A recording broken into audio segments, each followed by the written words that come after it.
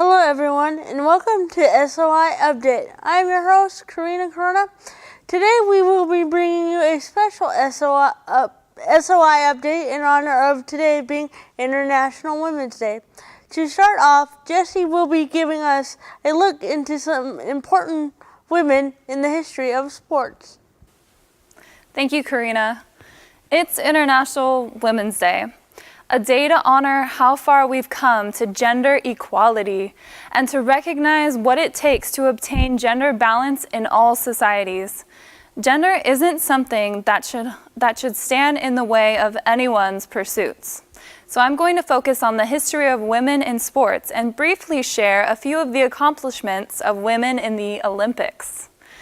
In 1924, figure skating was the only sport open to women at the first Winter Olympic Games. In 1928, women could compete in Olympic track and field events. In 1948, Alice Coachman is the first Black woman to win an Olympic gold medal. And finally, in 1952, women and men compete together in Olympic equestrian events.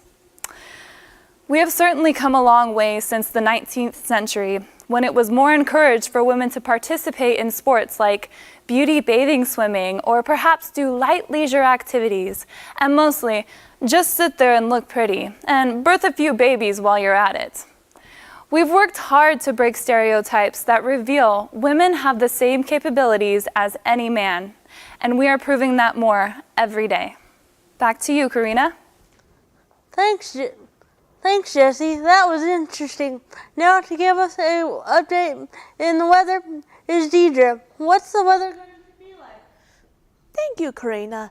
Today's weather shows Temecula is 56 degrees high and 41 degrees low. Menifee is 55 degrees high and 39 degrees low. And Murrieta is 56 degrees high and 41 degrees low.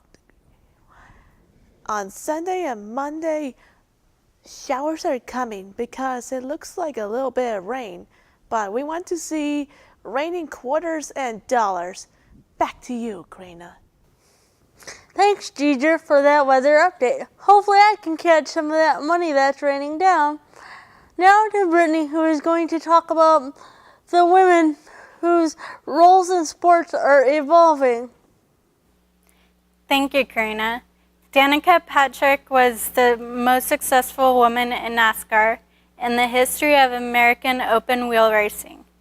She was the first woman to partake in the Daytona 500. Kendall Coyne Schofield was a substitute in the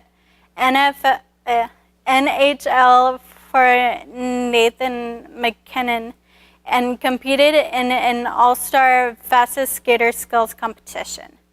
Sarah Thomas was the first woman to officiate an NFL playoff game. And also, Tony Harris is set to become the first female to accept a college football scholarship to play for Central Methodist University football team.